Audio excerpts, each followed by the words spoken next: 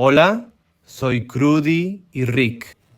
Dios es amor y la esencia viva de la luz es entender a Dios cada segundo, pues cada segundo tienes la opción de moverte hacia la verdad, porque tenemos opciones, tenemos libre albedrío para errar y aprender a reconectarnos con Dios, pues Él es lo único que existe, pero hay peligros del infierno, peligros de la muerte, hay peligros del dolor, demonios, y debemos alinearnos con ángeles de amor, de luz, verdad y esperanza.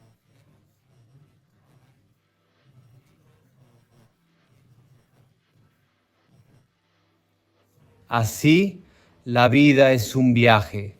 Estamos en un campo de batalla espiritual, con mucho fuego. No debemos cocinar.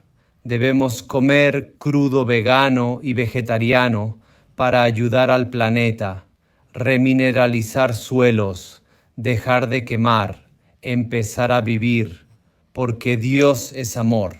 Fuimos creados en amor y somos la esencia viva de Dios.